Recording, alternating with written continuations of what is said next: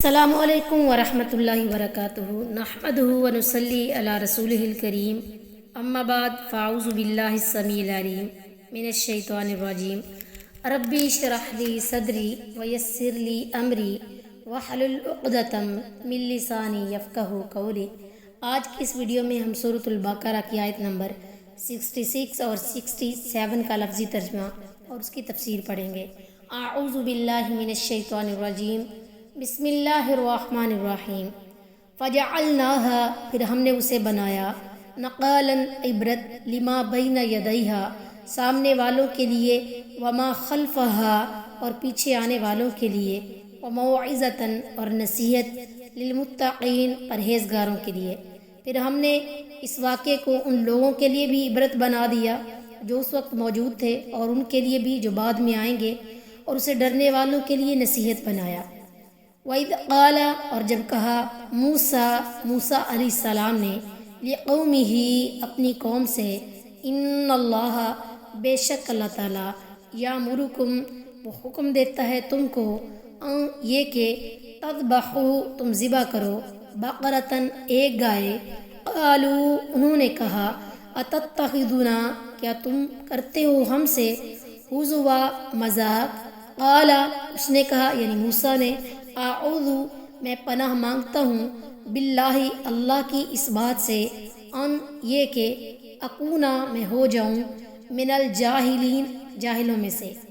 اور جب موسیٰ علیہ السلام نے اپنی قوم سے کہا کہ اللہ تمہیں ایک گائے ذبح کرنے کا حکم دیتا ہے، تو وہ موسیٰ علیہ السلام سے کہنے لگے، کیا تو ہم سے دل لگی کرتا ہے؟ موسیٰ علیہ السلام نے جواب دیا، میں اس بات سے اللہ کی پناہ چاہتا ہوں کہ جاہلوں کی سی باتیں کروں۔ گائے کو ذبح کرنے کے حکم پر بنی اسرائیل کی کٹ ہجتیاں۔ بنی اسرائیل میں ایک مالدار شخص مارا گیا جسے اس کے بھتیجوں نے جنگل میں موقع پا کر قتل کیا اور رات کے اندھیرے میں کسی دوسرے شخص کے مکان کے سامنے پھینک دیا۔ اس کے قاتل کا کچھ پتہ نہیں چلتا تھا۔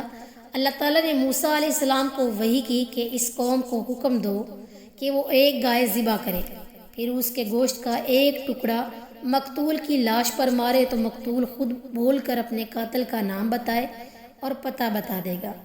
موسیٰ علیہ السلام نے جب اپنی قوم کو اللہ کا حکم سنایا تو وہ کہنے لگے، کیا ہم سے دل لگی کرتا ہے؟ گائے کو ذبح کرنے کا حکم دراصل بنی اسرائیل کی دکھتی رگ پر ہاتھ رکھنے کے مترادف تھا۔ گوسالہ پرستی کے جراثیم اور گائے بیل سے محبت اور اسے دیوتا سمجھنے کا عقیدہ تا ہنوز ان میں موجود تھا۔ لہٰذا ایک تکلیف تو انہیں یہ ہوئی کہ جس چیز کو قابل پرستش سمجھتے تھے اللہ تعالیٰ نے اسی چیز کو ذبح کرنے کا حکم دیا۔ دوسرے، انہیں یہ یقین نہیں تھا کہ اس طرح گائے کے گوشت کا ٹکڑا مارنے سے مردہ لاش جی اٹھے گی اور بول کر قاتل کا پتہ بتا دے گی۔ لہٰذا موسیٰ علیہ السلام سے یوں کہہ دیا کہ ہم سے دل لگی کرتا ہے۔ موسیٰ علیہ السلام نے جواب دیا کہ میں تو تمہیں اللہ کا حکم بتا رہا ہوں، دل لگی نہیں کر رہا، کیونکہ ایسی دل لگی کرنا جاہلوں کا کام ہے۔ اگر بنی اسرائیل ایک فرما بردار قوم ہوتے اور کوئی سی گائے بھی ذبح کر دیتے تو حکم کی تعمیل ہو جاتی، مگر کٹ ہجتی اور ٹال مٹول حتیٰ کہ نافرمانی ان کی رگ رگ میں بھری ہوئی تھی۔ کہنے لگے، اچھا ہمیں اپنے پروردگار سے پوچھ کر بتاؤ وہ گائے کیسی ہونی چاہیے۔ اللہ تعالیٰ کی طرف سے جواب آیا، وہ گائے جوان ہونی چاہیے، جیسا کہ اگلی آیات کے ترجمہ میں آپ کو پتہ چل جائے گا، بوڑھی یا کم عمر نہ ہو۔ پھر دوسری مرتبہ یہ سوال کیا کہ اللہ تعالیٰ سے پوچھ کر ہمیں بتاؤ کہ اس کا رنگ کیسا ہونا چاہیے۔ اللہ تعالیٰ کی طرف سے ایک جواب ملا کہ وہ گہرے زرد رنگ کی ہونی چاہیے جو دیکھنے والے کے دل کو خوش کر دے۔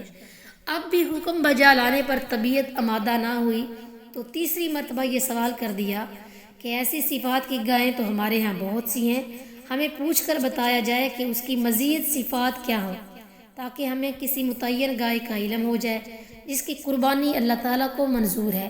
اللہ تعالیٰ کی طرف سے جواب آیا کہ وہ گائے ایسی ہونی چاہیے جس سے ابھی تک کھیتی باڑی کا کام لینا شروع ہی نہ کیا گیا ہو، یعنی نہ وہ ہل کے آگے جوتی گئی ہو اور نہ کنویں کے آگے، تندرست ہو اور صحیح سالم ہو، یہ نہ ہو کہ کسی بیماری یا کمزوری کی وجہ سے کام نہ لیا جا رہا ہو اور اس میں کوئی کسی قسم کا داغ بھی نہ ہو۔ اگلی آیات میں مزید اس کی تفصیلات اور اس واقعات کے بارے میں آپ کو آگاہی ہوگی۔ تو ہمارے چینل سے اٹیچ رہیں اور قرآن کو سیکھنے سکھانے کے عمل میں ہمارا ساتھ دیں اور اس کو آگے بہت سارے لوگوں میں شیئر کریں۔ جزاکم اللہ خیرا وما علینا الا البلاغ۔